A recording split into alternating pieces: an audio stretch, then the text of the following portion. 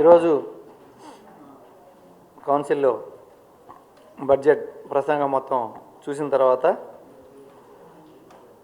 కూటమి ప్రభుత్వం వచ్చిన తర్వాత మొదటి సంవత్సరంలో వాళ్ళు ఇచ్చిన ఎన్నికల హామీల్లో సూపర్ 6లో ఓన్లీ పెన్షన్లు, రెండోది ఉచిత గ్యాస్, ఆ రెండిట్లోనే గ్యాస్ కూడా ఒకే సిలిండర్ ఇచ్చారు.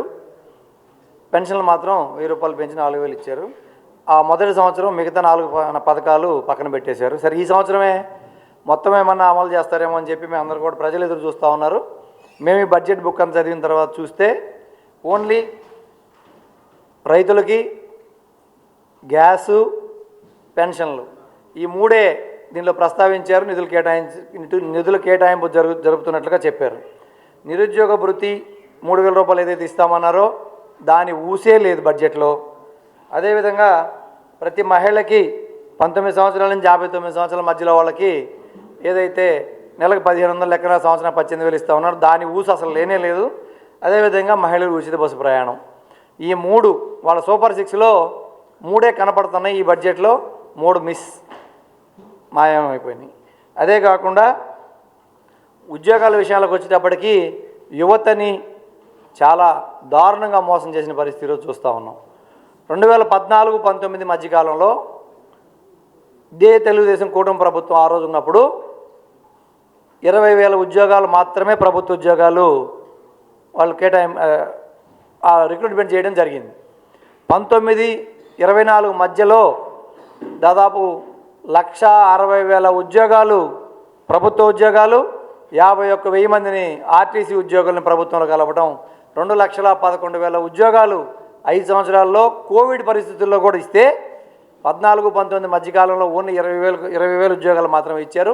ఇది నేను వేగంగా చెప్పడం లేదు, రికార్డ్స్ వెరిఫై చేసుకుంటే 14-19 మధ్యకాలంలో ఎన్ని ప్రభుత్వ ఉద్యోగాలు వచ్చినాయి, 19-24 మధ్యలో ఎన్ని వచ్చినాయని తెలుస్తుంది.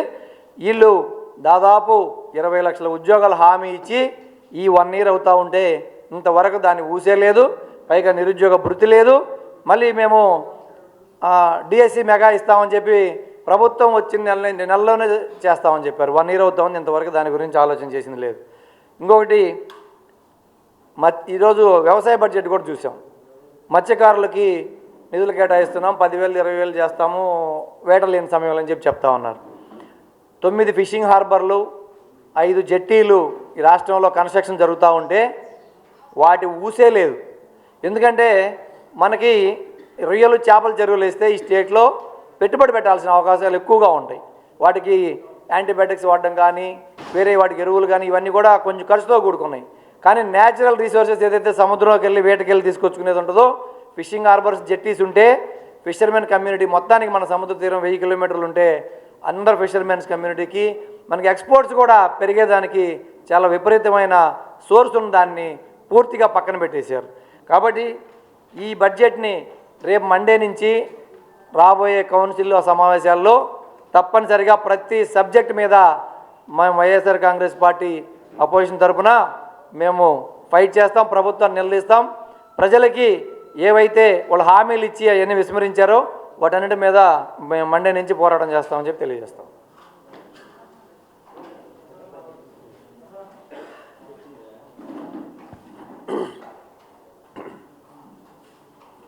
అందరికీ నమస్కారం అండి. నా పేరు బొమ్మి ఇజ్రాయిల్, ఆంధ్రప్రదేశ్ శాసనమండలి సభ్యులు. ఈరోజు ఆర్థిక శాఖ మంత్రి వర్యులు పయ్యావుల కేశవర్ గారు ప్రవేశపెట్టినటువంటి బడ్జెట్ కేవలం అంకెలకు గారిలాగా ఉంది తప్ప ఈ రాష్ట్రంలో ఉన్నటువంటి పేద ప్రజలకు కానీ, బీసీలకు కానీ, ఎస్సీలకు కానీ, ఎస్టీలకు కానీ ఏ విధమైనటువంటి ప్రయోజనం చేకూరే విధంగా లేదు. ఎందుకంటే సుమారు గత బడ్జెట్లో అరకొరగా ప్రవేశమైనటువంటి బడ్జెట్లో కేటాయించిన కేటాయింపులు ఇప్పుడు ఎక్కడా కూడా పూర్తిగా అమలుపరిచే విధంగా బడ్జెట్ లేదు. దానికి ప్రధాన కారణం తల్లికి వందనం మీరు సూపర్ 6లో చెప్పినటువంటి కార్యక్రమానికి పూర్తిగా నిధుల కొరత కేటాయించారని తెలియపరుస్తున్నాం. ఎందుకంటే తల్లికి వందనం కింద ఈ సంవత్సరం సుమారు 12,000 కోట్ల రూపాయలు కావాల్సి వస్తే బడ్జెట్లో 9,000 కోట్ల రూపాయలు మాత్రమే ప్రవేశపెట్టడం జరిగింది. అంటే మీరు పూర్తిగా తల్లికి వందనం కార్యక్రమం సమకూరుస్తారని కూడా ఎక్కడా చెప్పలేదు. ఆ రోజు మరి నారా చంద్రబాబు నాయుడు గారు ప్రతి మీటింగులో ఎన్నికల వాగ్దానంగా ఎంతమంది ఉంటే అంతమందికి 15,000 ఇస్తాం, ఒక్కరుంటే 15,000 ఇస్తాం, ఇద్దరుంటే 30,000 ఇస్తాం, నలుగురుంటే 60,000 ఇస్తాం, ఎంతమంది ఉంటే అంతమందికి ఇస్తానని చెప్పారు. ఈరోజు 9,000 కోట్ల రూపాయలు ఏ విధంగా తల్లికి వందనం మరి సరిపోతుందో ఈ కూటమి ప్రభుత్వంలో ఉన్నటువంటి చంద్రబాబు నాయుడు గారు కానీ లేదంటే వారి అనుచరులు పవన్ కళ్యాణ్ గారు కానీ సమాధానం చెప్పాలని చెప్పేసి ఈ సందర్భంగా డిమాండ్ చేస్తున్నాను.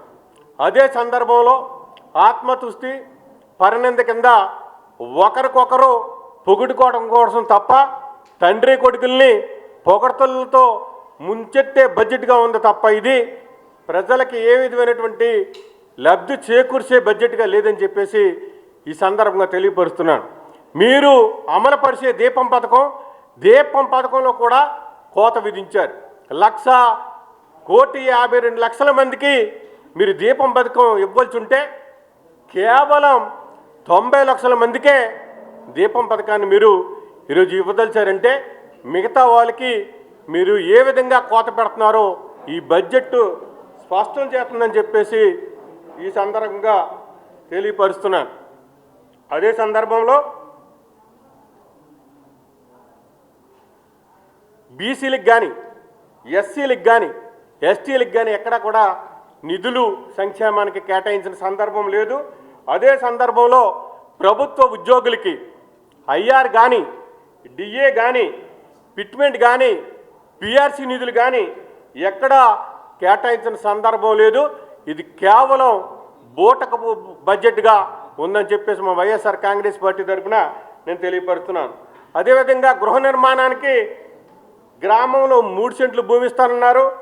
అదే డబుల్ బెడ్రూమ్లు కట్టిస్తామని చెప్పారు. అదే పట్టణంలో 2 సెంట్లు భూమి ఇస్తానన్నారు. బడ్జెట్లో ఎక్కడా కూడా ఆ ప్రస్తావన తీసుకుని వచ్చిన పాపన పోలేదు.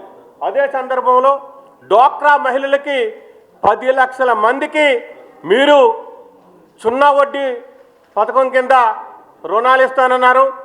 బడ్జెట్లో ఏ రకంగా కూడా డ్వాక్రా మహిళలకి మరి ఆ యొక్క పథకాన్ని అమలుపరిచే విధంగా బడ్జెట్ రూపొందించలేదని చెప్పేసి ఈ సందర్భంగా తెలియజేసుకుంటూ ఇది కేవలం అంకెల గారిడి బడ్జెట్, బూటకప్పు బడ్జెట్ అని చెప్పి సందర్భంగా మనం చేసుకుంటూ మీరు ప్రకటిస్తానన్నటువంటి సూపర్ 6లో మరి ఈరోజు ఆడబిడ్డ నిధికిస్తానటువంటి 1,500 రూపాయలు ఎక్కడా కూడా ప్రకటించలే. నిరుద్యోగులకు ఇస్తున్నటువంటి 3,000 రూపాయలు ఎక్కడా కూడా ప్రకటించలే. ఆ రోజు నారా లోకేష్ గారు మేము వచ్చిన వెంటనే ప్రతి సంవత్సరము జాబ్ క్యాలెండర్ రిలీజ్ చేస్తాము, లక్షలాది మందికి జాబులు మేము కల్పిస్తామని చెప్పేసి ఆ రోజు ప్రకటన చేశారు. కల్పించకపోతే కాలర పట్టుకుని నిలదీయమని చెప్పేసి ఆ రోజు ప్రకటించారు. మరి ఏమైపోయింది జాబ్ క్యాలెండర్ అని చెప్పేసి ఈ సందర్భంగా నారా లోకేష్ గారిని మేము అడుగుతున్నాం. మరి ఎవరిని మేము కాలర పట్టుకుని అడగాలి అని మేము ఈ ప్రజల పక్షాన ఈ ప్రభుత్వాన్ని మేము గట్టిగా నిలదీస్తూ ఇది పూర్తిగా నిర్లక్ష్యంతో కూడుకున్నటువంటి బడ్జెట్, ఇది ప్రజలకి ఏ విధమైనటువంటి దోహదపడే బడ్జెట్ కాదు. వారు పొగుడుకోవడానికి తప్ప సమయం అంతా వృధా తప్ప అంతకు మించింది ఏమీ లేదని చెప్పి సందర్భంగా తెలియజేస్తాను. Thank you. అదే మాకు ఉపోద్ఘాతాలంటే నచ్చదు.